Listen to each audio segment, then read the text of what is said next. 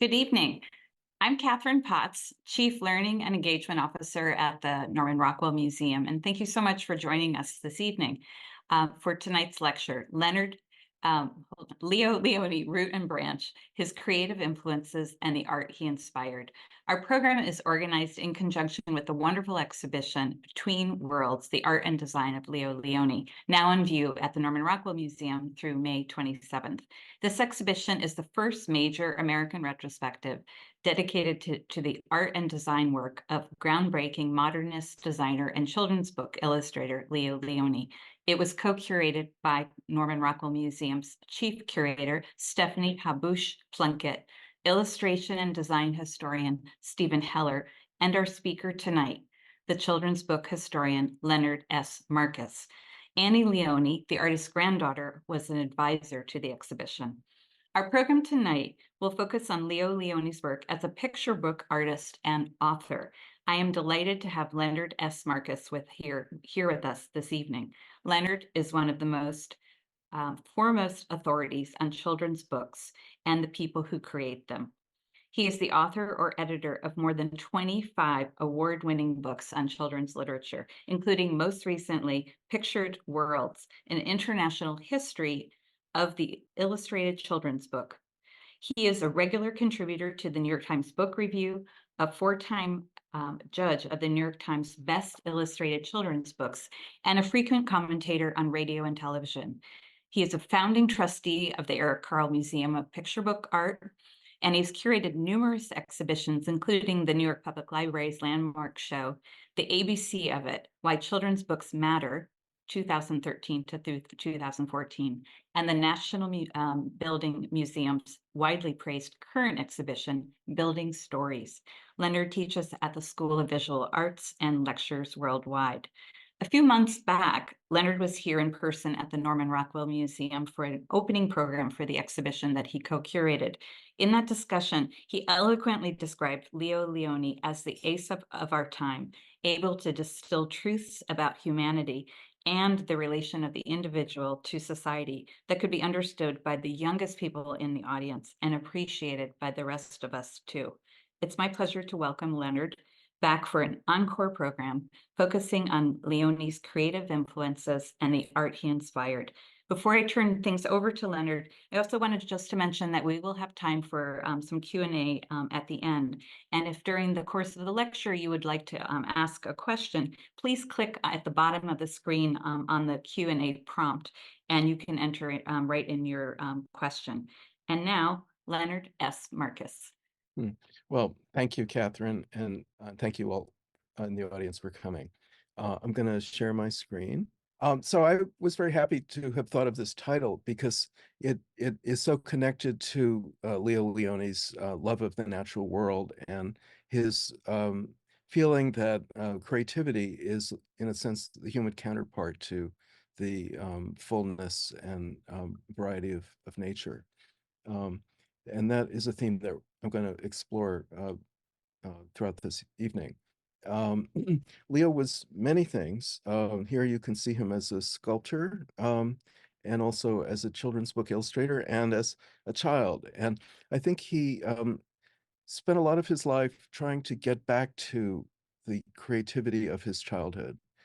He had a long early mid-career in advertising, and in some ways that was very satisfying. In other ways, it left him with a longing to recover a kind of initial pure instinct for creativity, which he ultimately did. This is the image that he's probably best known by to people who aren't familiar with his children's books. And when I was in college in the 60s, 70s, I and everyone I knew had this in their dorm room. It was a catalog for the Museum of Art photography show organized by Edward Steichen in 1955. And the theme of it, which in some ways seems a little naive these days, is that everyone in the world has a lot in common. And the photographs were meant to show that people have babies in Africa, they have babies in America, and they live and they die and they're born and so on. It sort of glossed over some of the social realities that separate people's lives as much as bring them together. But it was a very important exhibition, and Leo epitomized his feeling for design in the way he produced this cover as a kind of mosaic that was also a statement about the diversity of human experience. He was born in 1910 and spent his early years in Amsterdam. He had a very cosmopolitan childhood and education. His mother was an opera singer. His father was first in the diamond trade and then became an accountant. He was living just a few minutes walk from the Rijksmuseum and went there as a child to draw some of the masterpieces that he saw. He had two uncles who were serious collectors of modern art, and he was exposed to some of the most exciting things that we would have to go to MoMA, Museum of Modern Art, to see today, either those specific paintings or paintings by the same artists. For instance, this painting on the left by Marc Chagall was hanging outside of his bedroom when he was growing up. How's that for a first experience of special art? And one of his uncles owned the Modigliani painting that you see on the right there, which was a favorite of his. And here are a few more paintings that were in the family. Some in Amsterdam and some in Brussels, where Leo spent 2 years of his late childhood around the age of 12 or so. And look at this second ARP. And these were the paintings that one of his uncles owned. And I, as a kind of visual footnote, I showed an image from one of his children's books to show what I think is really an indication of a direct influence. Matthew's Dream, which is a story about discovering art as a way of life. Maybe not this painting, but possibly, but certainly one from the series of paintings of Italian piazzas by Giorgio de Chirico was also owned by a member of his family, and another of the images that he came to see while he was still a child. And de Chirico, of course, was idealizing the built environment. At the same time, he was putting it a little bit askew, showing the mysteriousness of life that can't be entirely captured by rational thought. And then this is 1913, and the very next year, things like this were happening in Europe. And Leo, who did spend 2 years, as I mentioned, in Belgium, must have seen things like this.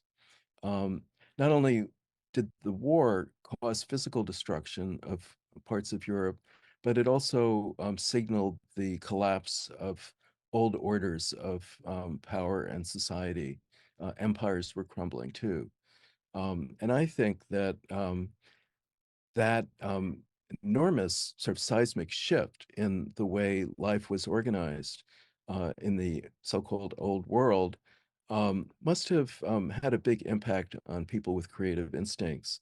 And it's then that you begin seeing artists turning to a new form of image making, collage.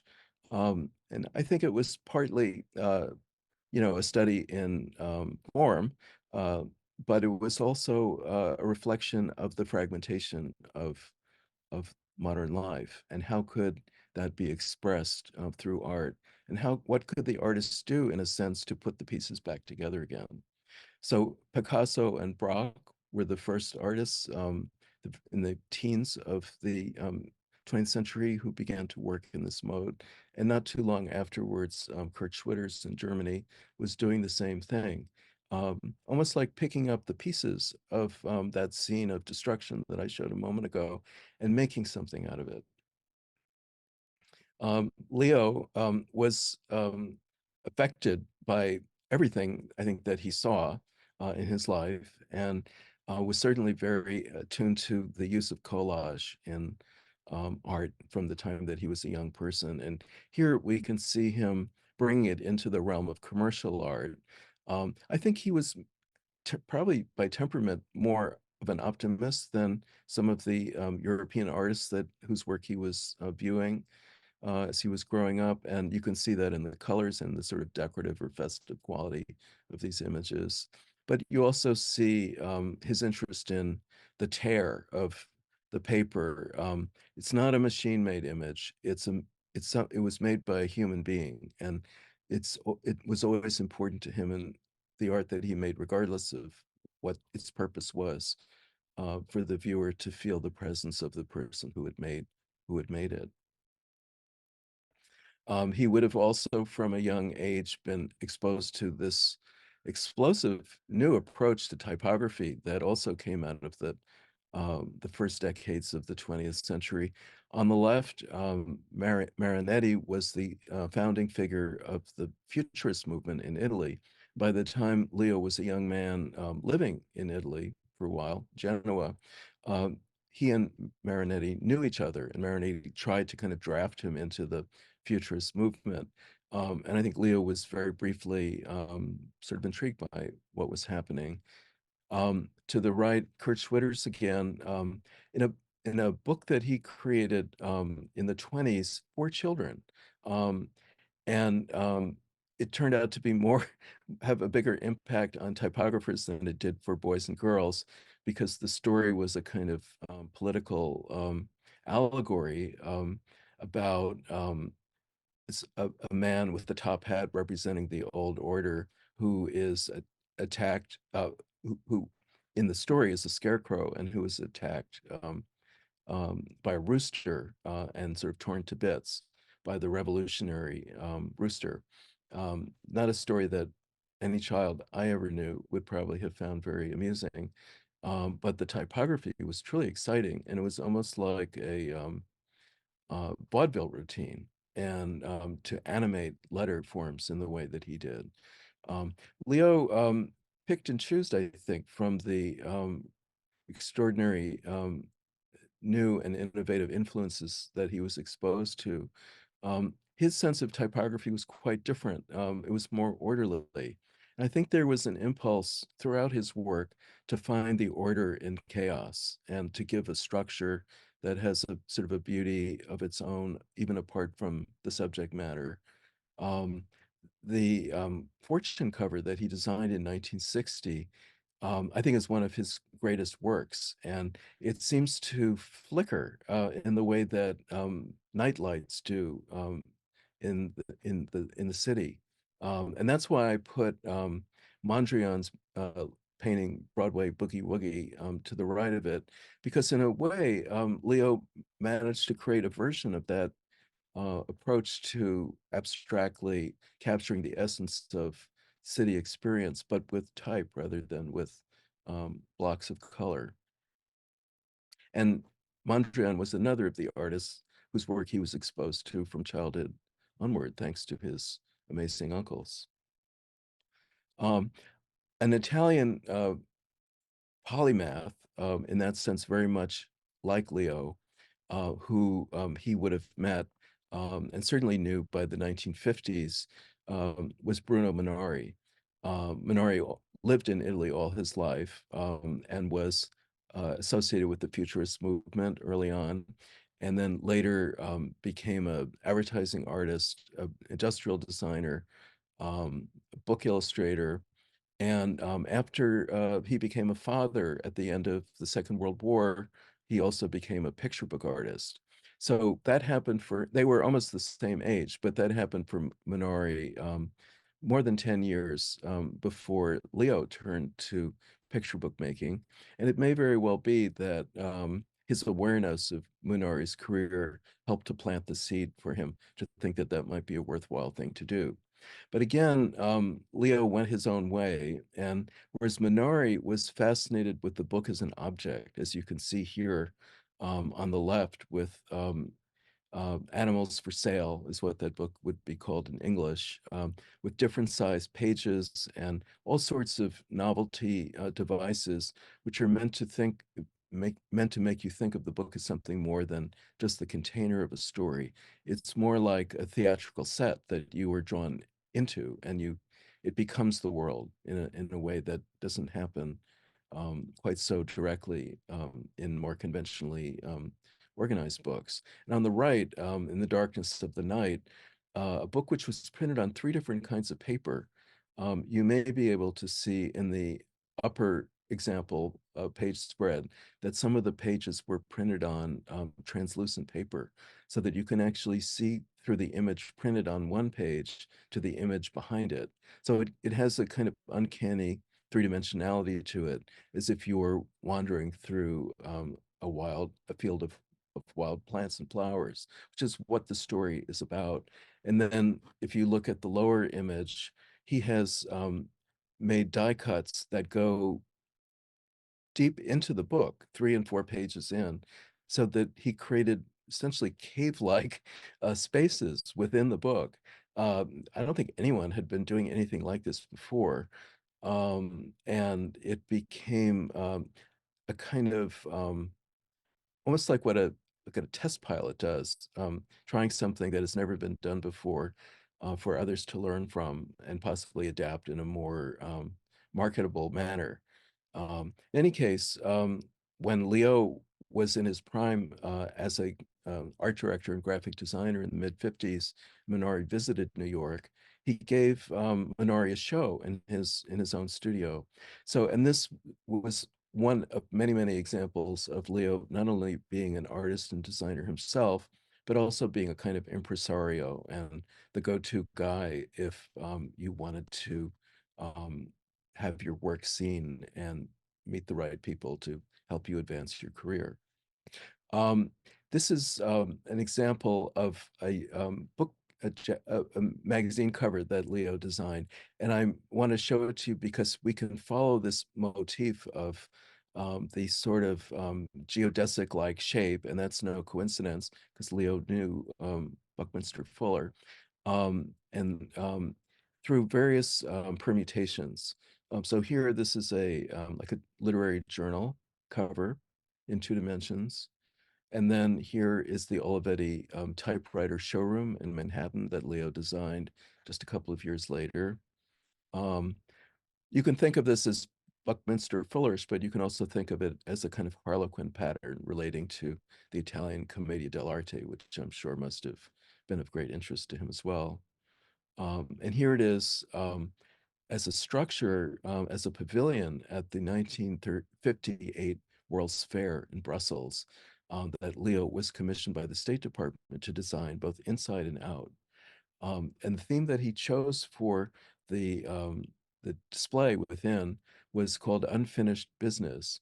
And it was an attempt to be forthright about the issues in American life that had yet to be resolved as America continued to strive toward its ideal self as a democracy. On the right of this screen, you can see a kind of newspaper collage in pretty much the same style as the exterior of the building. And these were headlines from the news. The idea was to say to the world, you know, we're not embarrassed by our our shortcomings in America. We're trying to deal with them in a public way. Well, Annie Lionni, who I think is with us this evening, had a very brilliant insight, noting that this happened in 1958, and members of Congress from the South were really upset that America's racist issues were being aired in public for the world to see, and demanded of the State Department, and were successful in doing so, to have this pavilion shut down long before the World's Fair itself came to an end. But it was just 1 year later, and here on the left is one of the photographs that was featured in the exhibition, and you can see that it's a racially diverse group of children playing together.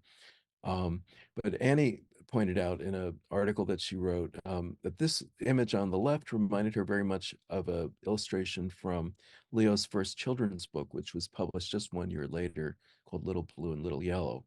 And you can see the image on the right side lower picture, that circle of colored torn paper circles.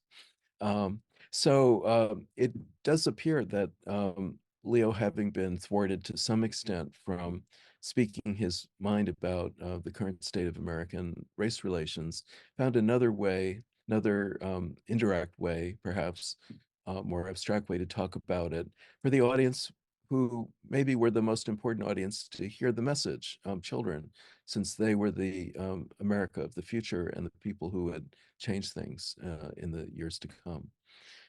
So Little Blue and Little Yellow came to be sort of by chance, but maybe it was not just chance, that he had the impulse during a train ride in which his two grandchildren were accompanying him to tear up some pieces of paper from a Time Life magazine that he happened to be carrying with him. He was working for Fortune magazine at the time, and arraying them on the flat surface of his um, briefcase and treating it almost like a tabletop theater, and improvising a story about a blue circle and a yellow circle who become friends, and how when you mix blue and yellow, you produce green, and that can be a symbol for the harmonization of people who come together with differences to begin with. Anyway, this became his first children's book, and we were very lucky to be in touch with one of Leo's longtime editors, who is no longer alive, but her daughter had boxes of unopened papers relating to her mother's career, and in among those boxes was this dummy for Little Blue and Little Yellow, which gives us a very good glimpse of what this looked like when it was a book in the making. And you can see how important the tears of the paper are to the overall impact of this abstract image. And Leo was clearly experimenting, I mean, not really all in as a children's book illustrator yet, but kind of as an intellectual and aesthetic problem, saying to himself, what is the simplest, let's say most minimal way that you can visually tell a story that will be comprehensible even to a very young person? How can we pare this down to the absolute essence, And he realized, as he acknowledged in his memoir, which is also called Between Worlds, that if he had cut these circles out with a pair of scissors, it would have looked like a machine had made them. And he just didn't want that effect. So so not all tears, not all cuts are the same. And he was looking for the one that expressed the relationship to the viewer that he was after. And that's what he achieved. Interestingly, when that book turned out to get quite a good press and launch him around the age of 50 into a new area of his creative life, he toyed briefly with the idea of doing a sequel. And that's what any author of a successful book would at least have to think about for a minute or more. And this might have been it. From Little Blue and Little Yellow, here is a book called Little Green. But he put this aside, and it almost feels as if he made a vow to himself at this point, having seen children's book making as possibly his way back to that pure feeling of creativity that I mentioned at the very beginning, that he longed to re-experience. That if he were to really try to make good on that promise to himself, that he would have to make not repeating himself through sequels part of the deal. And so he went off in very different directions for his next children's books. This is the second one that was published, so actually he had started the third one, which you'll see in a minute, first, and then put it aside when this idea came to him. And in some ways, it's a very um, I don't want to say conventional in a dismissive way. It's a traditional picture. It's a classically traditional picture book. It's an animal fable, and it's a trickster tale, and it's about this little character, the inchworm, who reappears in each scene, each time in the presence of a predatory bird. And he is the little one, as is usually how it is in the trickster, the less powerful character. And he has to rely on his wits for his survival. And that's what this story is all about. But Leo was also looking back and remembering back to his childhood bedroom where he had terrariums and plant life and little insects and animals all living in a world of his own making. And now he saw that he could make more such worlds on the pages of picture books. He was very clever and in some ways economical. This bird was pasted in, but it was also removed. Here you see it on its own, and that sort of landscape of plants reused elsewhere in the book with a different character instead. So he was being, I guess, like a commercial artist or art director, thinking in very pragmatic terms about how to work with this new medium that he was beginning to explore. But he was also doing it at a very high artistic level. So here are a couple of more pictures from Inch by Inch, and the page actually ends on the top side where the image leaves off. There's extra paper here that was not captured in the printing process. And that becomes important in this image because when you see this picture of the crane in a book, you are made to feel very distinctly that this bird is so big that he can't even fit into the pages of this, rather capacious picture book. So Leo was borrowing on all of the tricks of the trade that he'd learned as a graphic designer to bring as much drama as possible to the visual world of his illustrations. This sort of off the page approach to design is really very witty. And I think, to a young child who's just beginning to experience visual art, it's kind of a mind expanding experience to see a picture like this.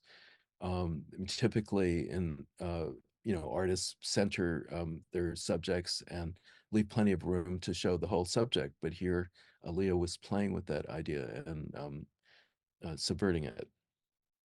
Now, this is the book that he started second, but then put aside for a while. And he had been as a child, gone to beaches in Europe and collected the smooth stones, pebbles that sometimes can be found at the water's edge. And you can see what a great draftsman he was. This was done with graphite pencil. And if you see the art, as original art as we have it in the show, it almost feels three-dimensional. It's really quite amazing draftsmanship. And in this book, he first, I think, wanted to slow children down from their busy lives and show them that there are things worth looking at that are too easily dismissed as ordinary or commonplace. And just the beauty and the variety of everything that's in this picture is a kind of meditation, really, that I think a child could relate to. And then, and he begins to introduce decoration, stripes, and patterns. And then, as you move further into this book, which is not in any sense a conventional story, he starts to play with this notion and begin to project human thought and imagery and to sort of take you from looking and daydreaming to the next step of the human impulse to say of something we are contemplating, what can we make of it? What do we see when we look up at the clouds? We begin to look for pictures in the clouds. And that's, one of the most human activities, and it's the imagination at work. Um, so he actually said in his memoir, he questioned whether this was really a book for children. And it certainly wasn't an ordinary book for children. Um, but it was a book that I think bears looking at again and again. And then he had a habit, as we've already seen, with the Buckminster Fuller-like designs of revisiting ideas visual ideas that appeal to him. And so here, 20 years later, the cover of Graphies, the Swiss international design magazine, he did a cover harkening back to that book about the pebbles on the beach. Frederick was one of his earlier children's books, and it was the first in which he really explored the role of the artist in society. And this was kind of a serious subject to broach in a book for 4 or 5 year olds, and yet he did it in a story that feels very much like a fable that Aesop told. In fact, it starts exactly like one of Aesop's fables, the one about the grasshopper and the ant. The ant is preparing for the winter by working hard and storing food away. Grasshopper is being lazy, and it's in Aesop's telling, it's a cautionary tale because the ant has what it needs to survive, and the grasshopper ends up not having that. But this story takes a very different turn. Here you see the mice who are living in a little sort of alcove under that wall we saw a moment ago, preparing. But Frederick is the one outlier among them, and he's too busy dreaming up poems and songs and things, artistic things, to participate. And the mice, you can imagine, are a little bit irked by that, but it's sort of a mixture of annoyance and acceptance. Um, but then when winter comes and they're all holed up and they can't go out and they're starting to get star crazy, Frederick has songs to sing to them and poems to recite to them. And you can tell from those thought balloons that it's really enhancing their life. Um, so Leo Lionni was able to make a story for young children that in a sense has the message that we don't live by bread alone, and that the artist's role in our lives is not a marginal one, but it's actually nourishing and vital for us to have our best lives.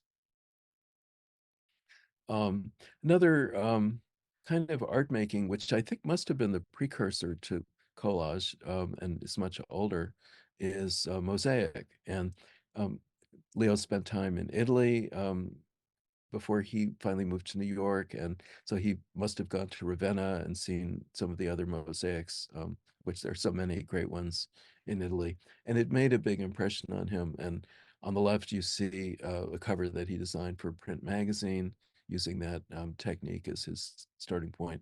On the right, mosaic that he made for a housing project in Washington, D.C., which was an experiment, an attempt at affordable housing in a part of the city that was not the fancy part, um, but was deliberately enhanced by a number of artworks, including this very substantial mosaic that Leo created in 1959, which takes off on the metaphor of roots and branches, really, and trying to humanize the urban environment by emphasizing its connection to the natural world rather than its opposition to the natural world. And he returned to mosaics and building representational images out of tile-like forms in this picture book of 1975, Pezzatino. The hero is this little orange square on the left, and he finds himself in a world of giants in which he feels completely inadequate at first, which is not that different from how a child might very well feel in a world dominated by adults and skyscrapers and so on. And the story is about how this little fellow decides finally that he's his own self and is going to be just fine. It doesn't have to be part of something else or feel bad about being what he is. So Zeno goes on a quest trying to figure out what his place in the world is. And he meets a whole series of these giant creatures. I'm just showing you one or two of them. There's another. And you can see that he's playing with the form and using interesting papers, in some cases marbleized paper, to add texture and a kind of uh, non-literal but evocative visual element to add a kind of a layered experience for the viewer looking at this, even if they're not able to read the words for themselves. There's the marble paper, which makes such a wonderful ocean So that story ends well for Pesatino. And here is a book from 1968, that tumultuous year in American history and some large extent world history too. And the alphabet book is another fable, and I'll just quickly tell you what happens. It starts off with the letters of the alphabet living in the tree that you see here, but they're presented as living beings. They don't have faces, but they can talk and they can decide things and do things. So it's actually a little bit like what we saw from Kurt Schwitter's a while ago. Then along comes this bee, and he says to the letters, gee, why don't you get together and make some words that make life a lot more interesting for you? And so they take the bee's advice, they do that. And then now there are words in this tree. And then another insect comes along and says, well, if you're going to be words, why don't you get together some more and make some sentences and actually say something? So they do that, and then they make very simple, innocuous statements, the kind of thing that you would find in a uh, reading primer, like about Dick and Jane. And they're very proud of themselves for having managed to do all this. And then the caterpillar who suggested that they make sentences comes back, and they say, "Oh, look at us! Look how great we are." And he says, "No, you haven't really done it yet." And they don't. They say, "Well, why? What's wrong with what we've done?" And they say, and the caterpillar says, and this is, I think, one of the most extraordinary statements I've ever come across. Picture book. Caterpillar says, "It's not enough to say something. You have to say something important." So now they really have to think about what they want to say. And what they come up with is this ex famous expression, peace on earth and goodwill toward all men. And mind you, this is in 1968 at the height of the Vietnam War. And the words, who, as I mentioned, are animated, they're capable of doing things, climb onto the back of this caterpillar, and he kind of begins to slowly move his way off out of the picture frame. And as this happens, one of the words says to the caterpillar, "Where are you taking us?" And the caterpillar replies, to the president. So this was, I think, Leo's most overtly political book in a most important political year.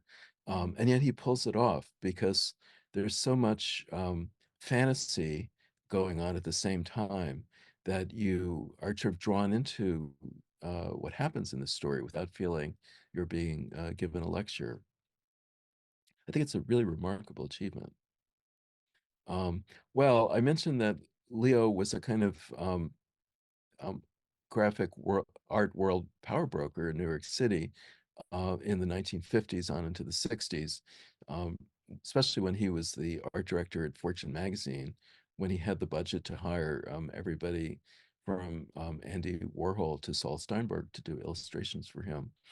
And Eric Carle was a young man in his 20s who had been born in New York State, but gone with his family back to Germany, where his parents were from, um, lived out the war there as a child and teenager, um, and then become a serious student of graphic design and come back to America, 1952, to restart his life in a better place. And what did he do? When he got to New York, one of the first things he did was to go see Leo Lionni, whose work he had admired in an exhibition, and to ask for his advice. And Leo picked up the telephone and got him a job at the New York Times, just like that. That was the beginning of Eric's career in commercial art. So his first stage of his career very much paralleled Leo's, and the ads you see in the center of the screen now are two of the ads that Eric designed for pharmaceutical companies. But like Leo, he had this longing to do something more as an artist and found his way to the picture book world. And Very Hungry Caterpillar, which was not his first book, but certainly was his breakout book from 1969, started out as what you're seeing here in the dummy form, A Week with Willie Worm. Unfortunately, his editor thought there might be a better way of telling the story he was beginning to come to grips with. And by switching to a caterpillar, Eric realized he could have it end with an amazing climax of a butterfly and show something about a life cycle in the natural world, which became one of the motifs for many of the books that he created from then onward.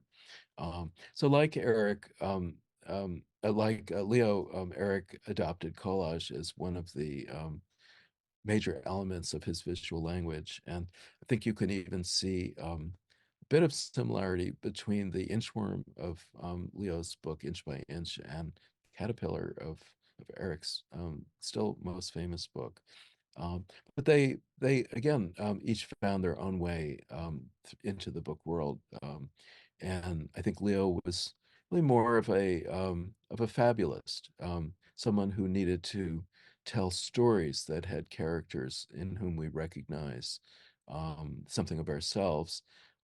Eric was maybe more focused on the natural world and on um, focusing on a certain virtue or element of human experience, like being busy or being shy or something like that, or being hungry.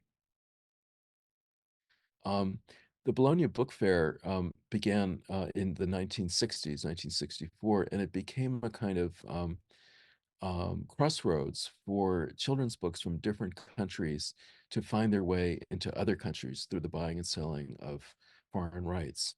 And both Leo Lionni and Eric Carle became international picture book makers, like superstars of the field, by virtue of the business that was done at Bologna. They were both doing books that were mostly about animal characters, and therefore were largely freed of cultural references, so that they traveled much better than most picture books from country to country. The characters were characters that everyone could understand in the same and recognize in the same way. Here is now as I move further into talking about the influences of that Leo Lionni had on people who came after him. Here's a very, very short list of some of the contemporary picture book artists, both from the US and other parts of the world, who have clearly, have acknowledged and clearly been touched by Leo Lioni's way of picture book making. Your people here from Italy, France, Spain, Japan, Russia, and the United States and Canada. And this is, as I say, a tiny fraction of the list if one could ever hope to put together a complete one. Another interesting impact that Leo had on the world came not in the form of other people's children's books, but in a new experiment in education, which took place at the Chicago laboratory schools, a progressive school comparable to the Bank Street School in New York City. Conducted by a kindergarten teacher named Vivian Paley, in which she organized an entire year with her kindergarten class around Leo Lioni's picture books. And it was not just a matter of reading the books to the kids or, having them act them out, but also making art based on the books, making their own stories that were um, based on characters in the books, and conversing as in a group setting about the stories and what each story meant to them. And in the account that Vivian Paley wrote, The Girl with the Brown Crayon, of this year with Leo Lionni that she orchestrated, she makes it clear that different children in this class gravitated toward different stories by Leo. And what emerges from her account is that Leo created a kind of uber story, of which his books were each elements. They were like the branches of the tree. And whether it was deliberate or not, the upshot was that children in all their variety can come to the body of his work and always find themselves somewhere in it, though often not in the same place as their friends will find themselves. But the overriding theme of it all, it seems, Leo going back time and again, doing variations on this theme, was proposing answers to the question, how do I, as a new person to the world, becoming myself as an individual, also uh, become a productive member of a larger group, society, in the case of kindergarten, in the form of a class of children. Um, how do we manage to be individuals and members of the group at the same time? How do we balance those two things? And time and again in Leo's books, the character that he focuses on addresses that question, and always in a different way from every other story. Um, another experiment of his, which occupied him to some extent throughout the 1970s while he was doing children's books too, is Parallel Botany, which is a kind of artist book. It's a kind of uncategorizable book. Interestingly, Bruno Minori also had an experimental adult project that went on for many years. His was called Unreadable Books, or Illegible Books. And they were artist books that had no words in them, and that were experiments in pure form, meant to sort of take you out of the mindset of what your preconception of what a book should be like is, and replace it with something that was almost unnameable and yet real and on some level absorbing. In Parallel Botany, Leo attempted to be what Tolkien called a sub-curator, someone who was using his imagination, his human capacity for creation, to come up with a kind of universe that was like the one that we find ourselves in, only not the same. Um, Here are two comments on parallel botany, which suggest very different ways of looking at it, both of which, it seems to me, are legitimate. When the book was published, Kirkus, which is a professional review journal, was struck by the playfulness of it, and the well, I guess playfulness is probably the best word on an aesthetic level. Whereas Hannah Arendt, not commenting directly on the book, but making a comment that uh, relates very much to what Leo was doing, um, talks about what it means to manipulate language and forms of thinking and categories of thinking. And by implication, what one can see in parallel botany is Leo rigorously exploring the way that we organize our understanding of the real world, and how we apply forms and language and to create a kind of structure that can seem convincing to people. And this can be done for the purpose of arriving at the truth, or just as George Orwell also noted in his essay Politics in the English Language, it can be done to obscure the truth and to replace truth with a kind of authoritarian interest in false persuasion. So I think Leo, there was a political level to um, parallel botany. At the same time, there was a kind of pure aesthetic exploratory aspect to it. He was interested in the formalism of art, but also in its potential for exerting influence on people. There were precedents for what Leo Lionni did in parallel botany. The best known modern one being Borges's Book of Imaginary Animals, and Invisible Cities by Italo Calvino, which surely Leo would have known and found interesting.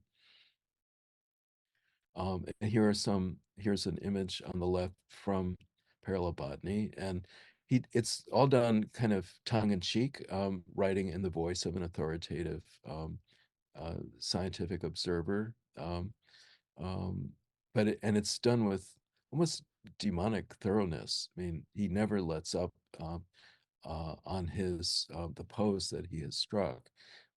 So you become really kind of caught up in it in a way. At the same time, you realize you're being played in a sense. And here on the right is an image from one of his picture books, which he'd already published by then, Biggest House in the World. But you can already see him, first of all, his amazing capacity to render aspects of the natural world in a realistic manner, but also to kind of exaggerate them in certain ways that make them have a kind of drama that we wouldn't necessarily associate with them if we were to be walking along through a forest. And here, another drawing from the book on the left and 2 pages from his sketchbook leading to the book on the right. They're really magnificent drawings. And then he continued this project in many different media. There were etchings, there were lithographs, there were bronze sculptures, which you see one example of here and another here, getting bigger and more, ambitious. Um, this is a tabletop sculpture. I think it measures about 4 by 6 feet, and there are 2 copies of this. One is in the Itabashi Museum in Tokyo, the other, the Eric Carle Museum in Amherst, Massachusetts, which you can perhaps visit sometime. Um, and here are some of his paintings based on the theme of parallel botany. This one, it reminds me a lot of the apocalyptic landscapes of Max Ernst. And we know that Max Ernst was another of the artists who was collected by Leo's art collector uncles. And the thing that makes it different to my eye is the color. There's something, it's again that optimism that I noted in his early collage advertising art. Ernst was, you sort of feel like you're really getting an advanced glimpse of the world coming to an end in his paintings. In Leo, you never feel that way. There's something grand about this, and perhaps menacing or certainly strange, but also it feels like something that is alive and flourishing. Here's another one of his paintings, and these are enormous paintings. They're maybe 8 feet long. And just to close, I discovered as I was preparing for this, there are a number of artists all around the world who are doing experimental projects inspired by parallel botany.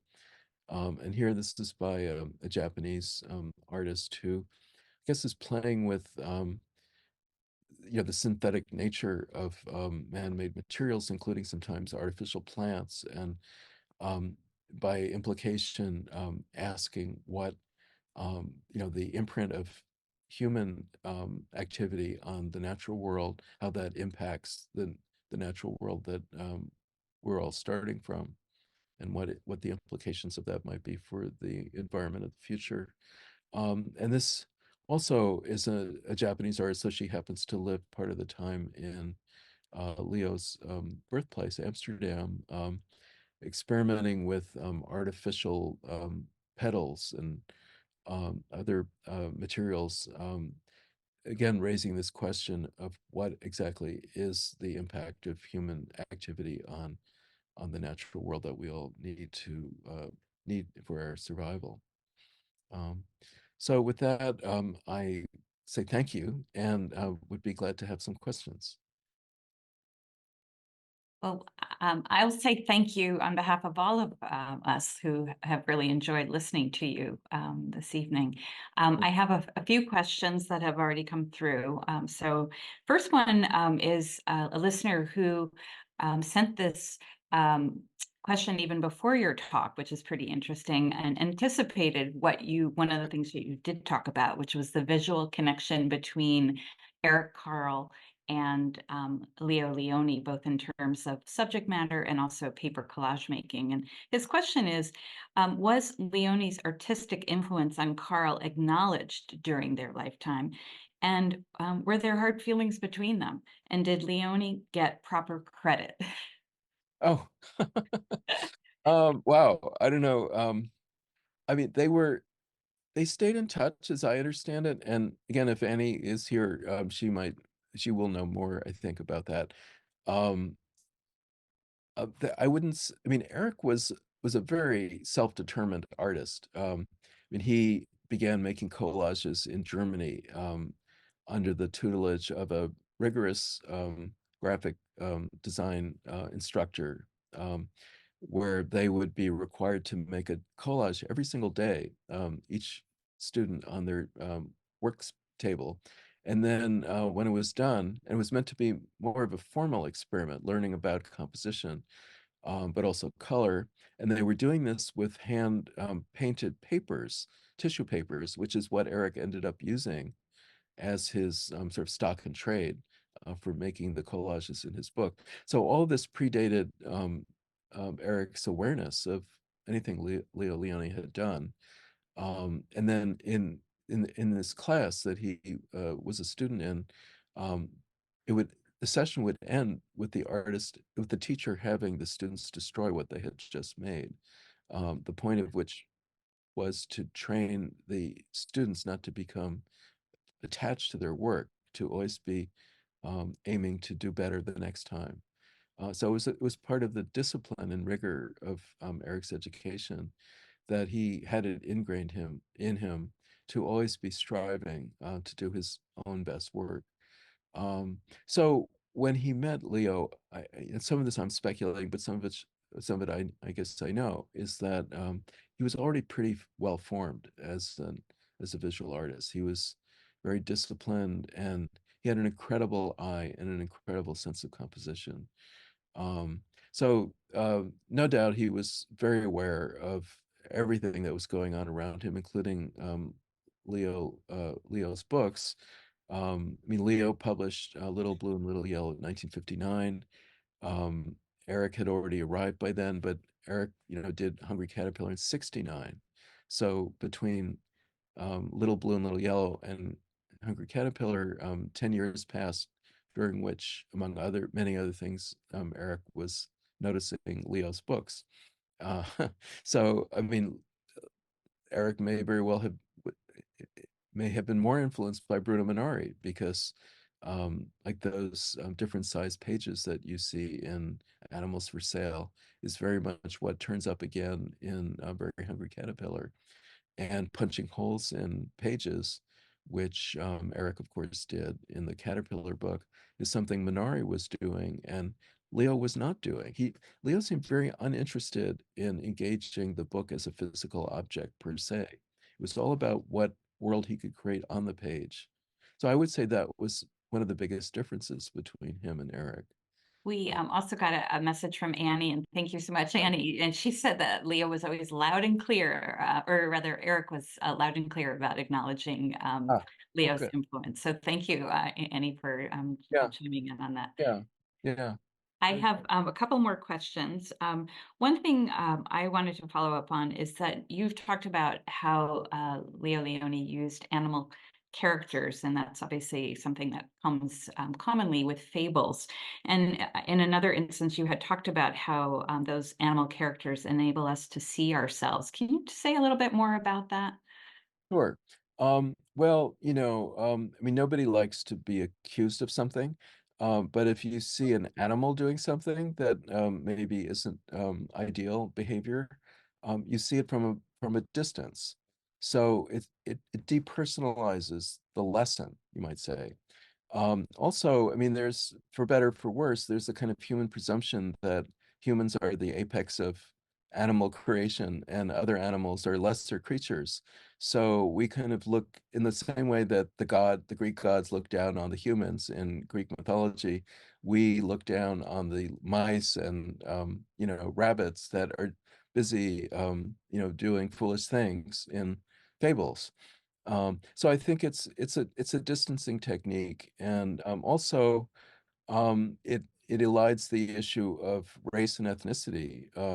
You don't have to decide what color the different characters are, and it's taken off the table as an issue. So it's a way of making the story, in a certain sense, be universal that it could not be if you had to commit to what the human characters look like.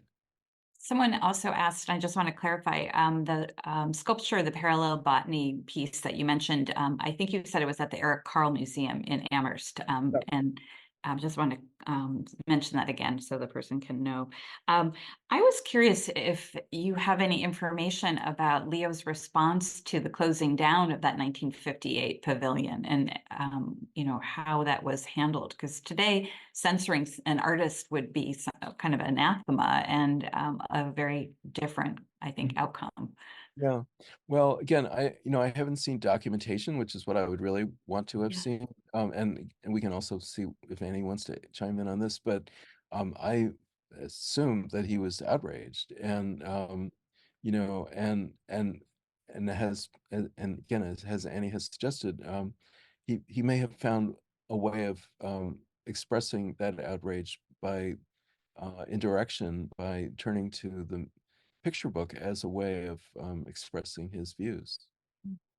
Thank you.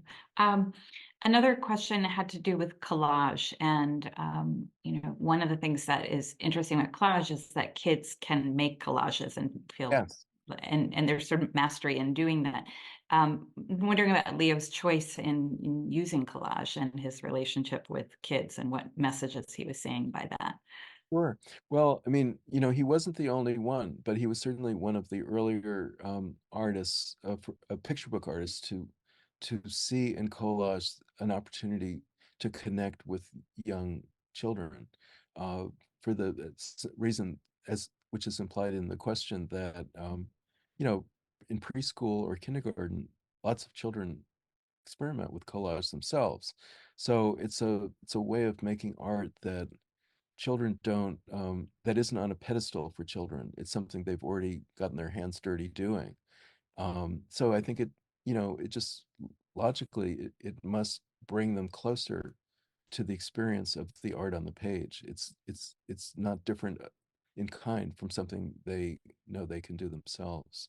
And when you look online, to sort of see what you can find out about the influences Leo has had, I mean, you do find all kinds of references on websites of other illustrators saying, oh, Leo Lioni's books are among those that I've always look to as touchstones. But you also see lots of teachers who posted art projects that they've done with little kids, inspired by the books. So his influence works on many levels, and that's kind of one of the great things about it. I mean, other artists, the maybe of his generation, the one who jumps out as comparable in that particular way is Ezra Jack Keats, and then a little bit more closer to the present, Lois Ehlert, Right. Ellen Stoll Walsh are two picture book artists who have done collages for picture books, and I think with the same intent in mind and the same result of engaging children in art making. Another question has to do with process, and the question is about did he work with the images and then add the words, or were they together? Or how did a book come about? Oh, gosh, I'm not sure if I know the answer to that question. Huh, I guess I don't. Oh, okay. um, I think we probably have time for maybe one more question. Yeah. One of the things that you've written about is the way that Leo Lionni helped children kind of find their place in the world, in the universe, and that's a very kind of beautiful, kind of humane and lovely message to send to children. Can you maybe elaborate a little bit more about that and kind of what he was trying to accomplish and how you think he did that? Mhm. Well, I mean, a lot of his protagonists, his main characters are outsiders one way or another. They choose to do something that most of their peers are not doing. I mean, one example is Cornelius, who is a crocodile. The crocodiles walk around on four legs, and Cornelius decides he wants to stand up and to stand up on his hind legs, which has the very wonderful metaphorical impact of giving him a bigger view of life because he can see farther toward the horizon than if he were so close to the ground like all the others. Well, he has to put up with derision and other, criticisms from his peers, but he decides that it's worth it. Um, Frederick also, I mean, as this daydreamer artist who isn't helping, gather food for the winter, which seems like a pretty irresponsible thing to be doing, has the conviction that what he's doing is significant in a different way that maybe not everyone can see yet. Um, so I mean, the underlying idea is trust your own ideas, trust your own intuitions and your own instincts. Um, so I think that's a very healthy attitude. And I mean, remember, Leo was doing these books in the second half of the 20th century, the time of the organization man, when, society was becoming very corporate and it was harder and harder to be like an individual who stood out from the crowd.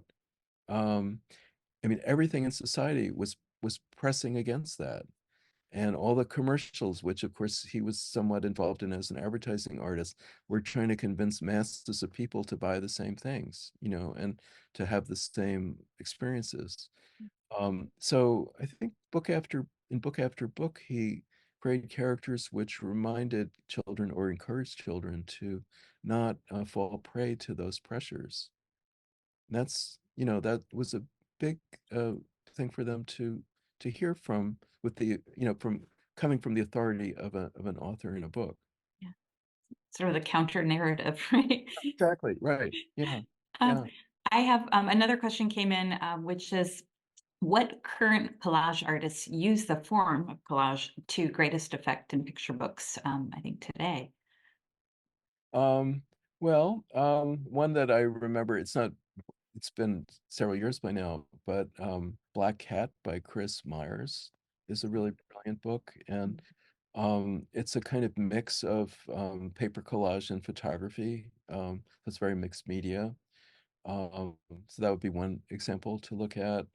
Um, um, I guess you could count some of Nina Cruz's books, which are photographic, but manipulated photographs. So it's like she's putting pieces of images together.